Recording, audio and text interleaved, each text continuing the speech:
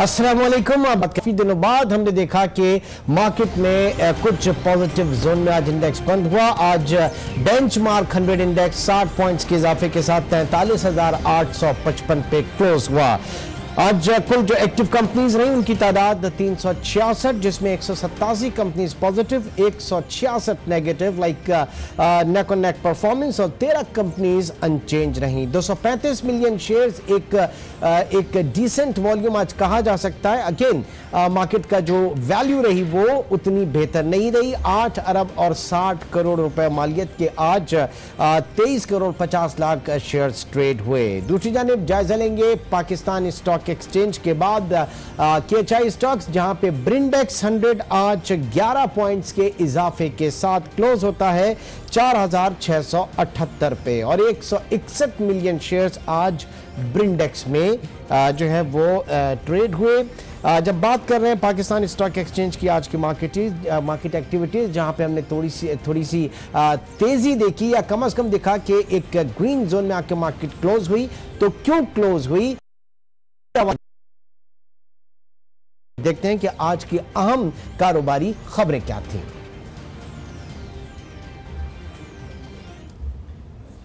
वजीर खजाना मिफ्ता इस्माइल का कहना है कि बैंकिंग सेक्टर का मुल्की तरक्की में कलीदी किरदार है। उन्होंने यकीन दहानी कराई कि बैंकिंग सेक्टर पर आयद सुपर टैक्स पर नजरसानी की जा रही है। आइंदा माली साल बजट तजावीज मंजूर कराने की हर मुमकिन कोशिश की जाएगी। उधर क्रेडिट रेटिंग मूडीज के मुताबिक सुपर टैक्स बैंकिंग इंडस्ट्री के मुनाफे पर असरअंदाज हुआ है। माहिरीन का कहना है कि सुपर टैक्स से बैंकिंग सेक्टर प्रॉफिट में 7% कमी हुई है। FBR ने चीनी कंपनी से टैक्स की मद में 1 अरब 10 करोड़ रुपए वसूल कर लिए। चीनी कंपनी ने माली साल 2016-17 में पोर्ट पर मशीनरी इंपोर्ट की, लेकिन गुड्स डिक्लेरेशन फाइल नहीं किया। तफसीलात के मुताबिक मेसर्स हुआंग फुन पोर्ट्स एंड शिपिंग और पोर्ट कासिम अथॉरिटी के दरमियान 29 सितंबर 2016 को कोल टर्मिनल की तामीर का मुआहदा हुआ, जिसके लिए मज़कूरा कंपनी ने कई कंसाइनमेंट और मशीनरी इंपोर्ट तो की, लेकिन इस हवाले से गुड्स डिक्लेरेशन फाइल नहीं किया गया था। और नॉन फाइलर्स पर गाड़ियों की खरीद पर पाबंदी से लोकल ऑटोमेकर्स परेशान हो गए। गाड़ियों की फरोख्त में नुमाया कमी का खदशा पैदा हो गया। इंडस्ट्री ज़राए के मुताबिक 60% गाड़ियां और लाइट कमर्शियल व्हीकल्स के खरीदार नॉन फाइलर्स ही होते हैं। 12 लाख फाइलर्स में से अक्सरियत 5 साल में सिर्फ एक ही गाड़ी खरीदती है और इम्कान है कि हुकूमत के इस इक़दाम से गाड़ियों की फरोख्त 2 लाख। अब बात करेंगे जरा डॉलर की, जिसने एक बार फिर उड़ान उसकी देखी जा रही है। ओपन मार्केट में डॉलर की हालिया कीमत जो है 119 रुपए पर भी तजावुज कर चुकी थी और डॉलर 116 रुपए पर ट्रेड भी कर रहा था। तो ये क्या मूव है, पिछले 2-3 दिन के दौरान डॉलर की कीमत में तकरीबन 3 रुपए इजाफा भी देखा गया। क्या सूरत हाल रही, जानते हैं नुमाइंदा आज न्यूज सफदर अब्बास से। जी सफदर, अपडेट कीजिएगा। जी बिल्कुल, पाकिस्तान का जो ऑफिशियल एक्सचेंज रेट है वो अपनी जगह पर बरकरार है। इंटरबैंक मार्केट में अमरीकी करेंसी की कीमत 115 रुपये 61। ओपन मार्केट में आप देख रहे हैं कि अमरीकी करेंसी की कीमत में काफ़ी उतार चढ़ाव देखा जा रहा है। इस वक्त भी हम एक जो अमरीकी डॉलर है उसकी कीमत जो है वो 118 रुपये 50 पैसे से 119 रुपये के दरमियान जो है वो ट्रेड हो रही है। कीमत खरीद जो है वो 118 रुपये 50 पैसे, कीमत फरोख्त 119 रुपये के लगभग है। जो कंपनीज एसोसिएशन कंपनीज है उनके चेयरमैन का कहना है कि मार्केट में डॉलर की काफ़ी डिमांड मौजूद है। उम्र सीजन के भी आगाज हुआ चाहता है तो मार्केट में डिमांड काफी बढ़ गई, जिसको लेके लोग डॉलर की खरीदारी कर रहे हैं, जिसकी वजह से इसकी कीमत में इजाफा हो रहा है। गुज़श्ता हफ्ते स्टेट बैंक की जानिब से मार्केट में कुछ इंटरवीन तो की गई थी, जिसके बाद डॉलर की कीमत 116 रुपए पर आ गई थी। लेकिन अब हम जैसे जैसे देख रहे हैं कि सियासी सूरत हाल में मजीद जो है वो गंभीर होती जा रही है, तो लोगों का जो है वो ट्रस्ट कम होता जा रहा है। लोग डॉलर में इन्वेस्टमेंट को तरजीह दे रहे हैं, जिसके बायस मार्केट में डॉलर बढ़ रही है और आज भी हम डॉलर की कीमत देख रहे हैं 119 रुपए पर पहुंच चुकी है। बहुत शुक्रिया सफदर, आप हमें अपडेट कर रहे थे। मार्केट में इन दिनों जो प्रिसाइसली डॉलर की अप्स एंड डाउन्स देखी जा रही हैं, जिसमें 119.50 और नीचे 116 समथिंग पर भी डॉलर देखा गया। बहरहाल आज की जो अहम स्टोरी, जैसे कि हमने बताया था कि FBR का चीनी कंपनी से टैक्स की मद में 1 अरब 10 करोड़ रुपए वसूल कर लिए। ये क्या मामला था, इसके ऊपर हम बात करेंगे मुश्ताक घुमन, जो कि कॉरेस्पॉन्डेंट हैं बिजनेस रिकॉर्डर के। बहुत शुक्रिया मुश्ताक घुमन, ये बताइए ये क्या मामला था, कितने अरसे से ये मामला चल रहा था, और क्या इससे पहले इतना ह्यूज अमाउंट रिकवर किया गया? पाकिस्तान की तारीख में 1 अरब 10 करोड़ रुपए टैक्स की मद में बहुत बड़ा अमाउंट होता है। इससे पहले कभी भी ऐसा नहीं किया गया।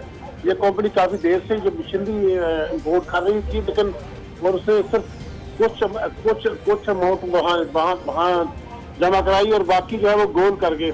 और ये वहाँ पे जो पोर्ट कासिम में कलेक्टर कस्टम हैं, उन्होंने ये मामला उसको उठाया और उसके बाद ये कंपनी सारी जब चीजें चेक की गई तो वो अंदाजा हुआ कि ये तो बहुत ज्यादा इन्होंने फ्रॉड किया हुआ है, और उसके बाद फिर वो सारी रकम उससे रिकवर की है।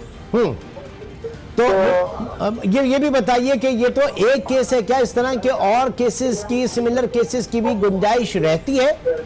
जी बिल्कुल, इस तरह के बहुत सारे जो है फ्रॉड जो है वो डिटेक्ट होते रहते हैं, वक्तन फवक्तन ये उनसे रिकवरी भी करते रहते हैं। लेकिन ये है इसकी तारीख का सबसे बड़ा फ्रॉड इस तरह का है जो मशीनरी इंपोर्ट में तकरीबन 1.12 बिलियन रुपीज का ये फ्रॉड था जो उन्होंने डिटेक्ट किया। हाँ, तो अब ये पैसा सारा रिकवर कर लिया गया, जाहिर है कि रेवेन्यू बेस तो बड़ा अच्छा हो जाएगा अगर इस तरह इतनी बड़ी रिकवरी आई है तो। जी बिल्कुल, ये उन्होंने रिकवर कर लिया है और उसको फॉर्मली जो है एफबीआर को मुतला भी कर दिया है। और यकीनी तौर से फिस्कल ईयर एंड से पहले एक मीनिंगफुल अमाउंट अगर किटी में आ जाता है एफबीआर की, तो वो भी एक सपोर्टिंग होगा। सर्टेनली वो सारे का सारा जो है उसके अंदर जो रेवेन्यू में जाएगा, तभी जून 30 तक तो रेवेन्यू कलेक्ट होगा, उसके अंदर ही शामिल होते सर्टेनली ये बेहतर उनकी परफॉर्मेंस में ये इजाफा ही करेगा। बहुत शुक्रिया मुश्ताक हुमन, नुमाइंदा बिजनेस रिकॉर्डर, जो कि इस वक्त हम यहाँ थे। एक पाकिस्तान की तारीख में पहली दफा 1 अरब 10 करोड़ रुपए का टैक्स वसूली किसी कंपनी से की गई है, इतना ह्यूज अमाउंट। और यकीनी तौर से ये इस वक्त हमारा फिस्कल ईयर जब क्लोज होगा उससे पहले रेवेन्यू बेस के ऊपर जाहिर है कि इसके बहुत मजबूत। और ब्रेक के बाद डॉलर की एक बार फिर जो हम देख रहे हैं कि उड़ान जारी है, और इसका दीगर स्टॉक्स के ऊपर क्या असर पड़ रहा है, एक छोटे से ब्रेक के बाद दोबारा मिलते हैं।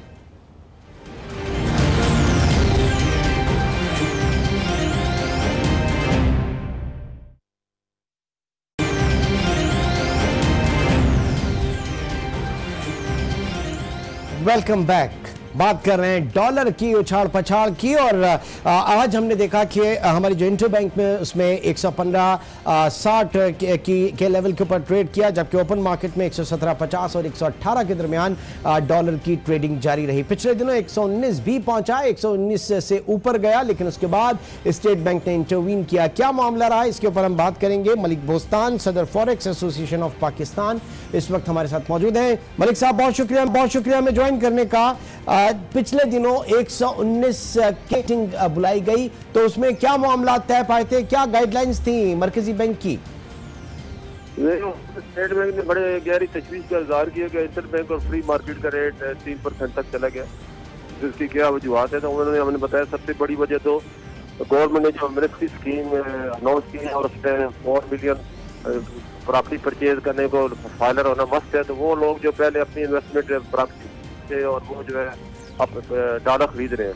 और दूसरा अच्छा, यानी एक जरा फोकस कर देते हैं कि स्टेट बैंक का कहना है कि 40 लाख से जायद की प्रॉपर्टी नॉन फाइलर नहीं ले सकता, तो अब नॉन फाइलर के लिए कोई और चारा नहीं बचा अपनी इन्वेस्टमेंट को सेव करने का। दैट्स व्हाई वो डॉलर्स की तरफ, मार्केट में डॉलर्स की तलब उनकी तरफ से बढ़ गई, यही कह रहे हैं ना अफसर? जी बिल्कुल, ये हमने उनके नोटिस में लाए और हमने बोला जी इसमें हुकूमत को रिव्यू करना चाहिए, क्योंकि ये इतना छोटा अमाउंट है। 40 लाख में 100 गज का प्लाट नहीं आता, तो उससे जो छोटा इन्वेस्टर था वो अपने पैसे प्रॉपर्टी में बहुत बड़ी तादाद में इन्वेस्टमेंट कर सकता। अब ये दरवाजा जब बंद हो गया तो वो हमारी मार्केट में आएगा, तो हमारी मार्केट में इतनी सप्लाई नहीं है कि हम उनकी डिमांड पूरी कर सकें, और इंटरेस्ट ऑफ कंट्री इसको रिव्यू करें। और मैंने तो ये तजवीज़ दी थी कम से कम इसको जो है कम से कम नहीं तो 2 करोड़ लाजमी करें, ऊपर कोई प्रॉपर्टी खरीदते हैं तो उसको जो है आप पायलट बनाए, ना कि अच्छा, यही रोना जो है ऑटो मेकर्स का भी है। उनका भी कहना है कि 60% गाड़ियां जो हैं वो नॉन फाइलर खरीदते हैं, अगर ये कदगन लग गया तो हमारे लिए मसला होगा। बहरहाल आगे चलते हैं। दूसरी वजह आप क्या कह रहे थे? दूसरी आपने खुद ही बता दी कि नॉन फाइलर जितने भी बैंक रूल के तहत गाड़ियां आती हैं तो वो नॉन फाइलर ही उसमें इन्वेस्टमेंट करते थे, और वो अब जब उनका दरवाजा बंद होगा तो उन्होंने यही इसी मार्केट में उन्होंने भी आना है। तो मतलब बहुत से लोग हैं जो अपनी इनकम डिक्लेयर नहीं करना चाहते और फाइलर नहीं बनना चाहते, तो वो बहुत बड़ी आप अपनी आबादी से हिसाब। तो अब ये बताइए किस तरीके से स्मूथ रखा जाएगा मार्केट में, डॉलर की सप्लाई को किस तरीके से बहाल रखेंगे आप लोग? देखो जी, इसके लिए हमने वक्ती तौर पे तो हमने पढ़ाई है और हमने स्टेट बैंक में हमें इजाजत दी है कि अगर डॉलर की शॉर्टेज हो तो हम देने को तैयार हैं, और कमर्शियल बैंकों को उन्होंने हदायत दी। तो हमने पिछले कोई 15 दिन में तकरीबन 20 छोटी एक्सचेंज कंपनी को दी है जिनके पास काउंटर पे डॉलर नहीं आते पब्लिक को देने के लिए। तो लेकिन इसके लिए हमें परमानेंट तो यही है कि हमें कुछ फैसले हुकूमत को करने पड़ेंगे, और इस हुकूमत को ज़ाहिर है 3 हफ्ते रह गए और जाते जाते अल्लाह करे इनको कोई होश आ जाए और अच्छा फैसला कर जाए इंटरेस्ट ऑफ कंट्री और इंटरेस्ट ऑफ पब्लिक। और इसमें जो है अल्लाह करे वो अगर डॉलर की तरफ लोगों का रुख नहीं होता क्योंकि इससे हमारी रेवेन्यू पे भी फर्क आएगा। अच्छा, और अच्छा बीच में कुछ खबरें थी कि यूएई का जो सेंट्रल बैंक है उसकी तरफ से भी कुछ करेंसी चेंजर्स के जो बाहर काम करते हैं उनको हिदायत की गई सिर्फ वही करेंसी लें जो ओरिजिन जो है उनको कहता है, जिसके लिए कानूनी शक्ल दी जाती है। तो इसका भी कुछ असर है, ये क्या मामला है?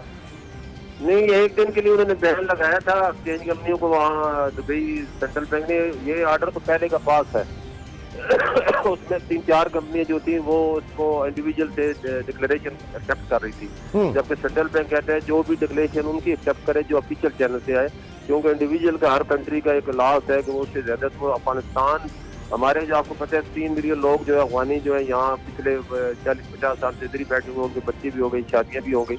वो बहुत बड़ा पाकिस्तानी मार्केट से डॉलर खरीद के वो अफगानिस्तान ले जाते हैं और वहाँ जाके फिर एलसीएम खोलते हैं और वहाँ से फिर एनओसी जारी हो गया और अब वो जो है अफगानिस्तान से जो है वो इंडिविजुअल, क्योंकि वहाँ एक्सचेंज कंपनी है ही नहीं है, ना ही बैंक एक्सपोर्ट करते हैं, इंडिविजुअली करते हैं, उन्होंने दोबारा अलाउ कर दिया है। तो उस वजह से जो हमारी प्रेशर था हमारी मार्केट का अफगानिस्तान को वो दोबारा पड़ गया और दोबारा उन्होंने बैंक यहाँ से लेकर अफगानिस्तान ले जाते हैं और अफगानिस्तान से दुबई ले जाते हैं। अच्छा, और ये एमनेस्टी स्कीम का जिसका हम तस्करा कर रहे हैं इसका एक पार्ट और था कि फॉरेन एसेट्स जो हैं वो डिक्लेयर करके और पाकिस्तान लेकर आ जाएं। तो इसमें कहा यह जा रहा था एज ए होल पूरी जो ये स्कीम है टैक्स एमनेस्टी जो होगी ये तकरीबन 4 से 5 अरब डॉलर जो है पाकिस्तान में लेकर आएगी। ये तो उल्टा यहीं के डॉलर की डिमांड लेकिन उसके लिए लोग खौफ ज़्यादा है कि क्योंकि कुछ लोग कोर्ट में चले गए कि ये टैक्स रहती है एमनेस्टी स्कीम देना, तो वो जो है आप लोग सारी नजरें कोर्ट क्या डिसीजन देती है, आया इसको एक्सेप्ट करती है नहीं करती है, पार्लियामेंट जो है वो इसको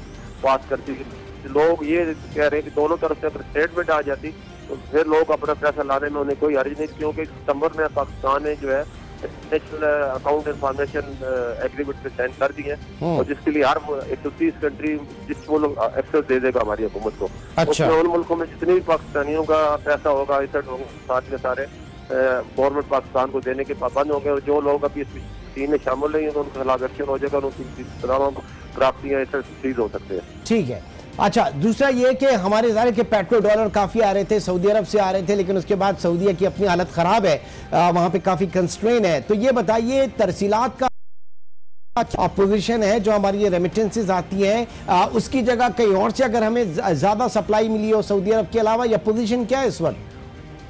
देखो जी, हमारे लिए ये बड़ा अल्लाह का करम है कि कतर ने पाकिस्तान से हर साल 3 लाख वर्कर मांग लिए और हुकूमत भेज भी रही है, और उसके बाद कतर गवर्नमेंट ने जो है पाकिस्तानी के लिए अराइवल वीजा 6 महीने के लिए फ्री कर दिया है, कोई उसमें वीजा लेने की जरूरत नहीं है। और बिजनेस के लिए भी बड़ी रायतें दी है ताकि लोग पाकिस्तानी यहाँ के बिजनेस करें और उनके लिए बड़ी अपॉर्चुनिटी दी है। तो मैं समझता हूँ इससे हुकूमत को फायदा उठाना चाहिए और बड़ी सतह पे जो अपने वहाँ से वर्कर वापस आ रहे हैं, तो ये हम अगर 3 लाख सालाना वर्कर भेजते हैं तो बहुत बड़ा पाकिस्तान बना सकते हैं। ठीक है। कल आपने सुना होगा डोनाल्ड ट्रंप जो है वो अमेरिका निकल गया जौहरी मुआहदे से जो कि ईरान के साथ था, जिसके बाद हमने देखा कि आपकी कमोडिटीज में अगेन ऑयल प्राइसेस जो है वो काफी बढ़ गई। इसका क्या इम्पैक्ट आप देख रहे हैं ओवर डॉलर के ऊपर और डॉलर जो कि पाकिस्तान में आ रहा है इसके ऊपर? देखो इसका इम्पैक्ट तो पड़ेगा। आपने देखा कल से जो है क्रूड ऑयल की कीमतें बढ़ने, 4 लाख बैरल जो है डेली ईरान पैदा कर रहा था जो कि कम हो जाएगा, तो उससे जो है ऑयल की कीमतें जब बढ़ेंगी तो ज़ाहिर हर एक चीज की कीमत पूरी दुनिया की इकानमी जो है वो ऑयल बेस है। बट पाकिस्तान ज़ाहिर है कि इंपोर्ट बिल हमारा ऑयल की पेमेंट ज्यादा होती है तो फॉरेक्स रिजर्व पे भी तो बड़ा असर पड़ेगा ना? जी जी, हमारे फॉरेक्स भी पड़ेगा क्योंकि 12 अरब डॉलर के हम क्रूड ऑयल एक्सपोर्ट कर रहे हैं, बहुत बड़ा जो हमारा रिजर्व इसमें खर्च हो रहा है। तो हमें इसके ज्यादा इफेक्ट होने के खतरा है। हमें जो है हुकूमत को भी से प्लानिंग करके हाइड्रो प्रोजेक्ट नहीं करने के, क्योंकि इस वक्त पाकिस्तान में जो आपने देखोगे अप्रैल में नवाज शाह में 50.2 सेंटीग्रेड दर्जा हरारत जो कि पूरी दुनिया में एक रिकॉर्ड बना के, इसलिए तो किसी दुनिया में इतनी गर्मी नहीं पड़ी। तो हमारा पानी का लेवल दिन ब दिन कम हो रहा है और हमारे जो खतरे में पड़ जाएंगे वो हमें 1 रुपये पर यूनिट पड़ रहे हैं, जो कि अभी अगर क्रूड ऑयल से हम करते हैं तो वो हमें 12 रुपये पर यूनिट पड़ रहा है। ठीक है, ज़ाहिर है कि पूरी इकॉनमी जो है उससे मुतासिर हो सकती है। और इससे पहले भी देखा कि क्रूड ऑयल प्राइसेस जिस तरीके से बढ़ी तो पाकिस्तान के लिए बहुत मुश्किलात उससे खड़ी हुई ना। आप क्या सजेस्ट करेंगे? कुछ बात होती है आप लोगों की जिस तरह से पाकिस्तान रेमिटेंस इनिशिएटिव जो है वो क्या किरदार इस वक्त अदा कर रहा है? तरसीलात जो मनी एक्सचेंज कंपनीज हैं उनको साथ में लेकर और किसी तरीके से, क्योंकि असल मसला ये पाकिस्तान को डॉलर्स चाहिए, पाकिस्तान की एक्सपोर्ट बढ़ नहीं रही है, जो गिने चुने हमारे पास जो एवेन्यूज हैं वो हमारे रेमिटेंसेस के हवाले से, तो किस तरीके से मजीद फरोग दिया जा सकता है? इसके लिए हमने स्टेट बैंक से रिक्वेस्ट की थी कि देखो जी आप PRI में कमर्शियल बैंकों को सिर्फ अलाउ किया, उनको पर डॉलर 6 रुपये रिबेट दिए, जैसे दूसरे लफ्जों में आप हमारे से डॉलर जो 15 रुपये 60 पैसे में खरीद रहे हैं और उनसे आप 20 रुपये 60 पैसे में खरीदते हैं। तो ये हमारे लिए हमें भी इसका इंटर करें और हमें भी इसका मौका दें। हमने 1% कहा है कि अब जैसे वॉलेट रेमिटेंस आपने शुरू की और 1 रुपया। बहुत बहुत शुक्रिया मलिक बोस्तान, सदर फॉरेक्स एसोसिएशन ऑफ पाकिस्तान से बात कर रहे थे। डॉलर और यकीनी तौर से जो डोनाल्ड ट्रंप का जो स्टेप है, जो जिस तरीके से ईरान मुआहदे से न्यूक्लियर मुआहदे से वो बाहर हुआ, इसका इम्पैक्ट है क्रूड ऑयल के पाकिस्तान। जाहिर है कि हम अपनी तनाजुर में इस पूरी मूव को देखेंगे क्या होता है। आज के प्रोग्राम से अब तक इतना ही, इंशाअल्लाह आपसे कल मुलाकात होगी। अपना बहुत ख्याल रखिएगा। अल्लाह हाफ़िज़।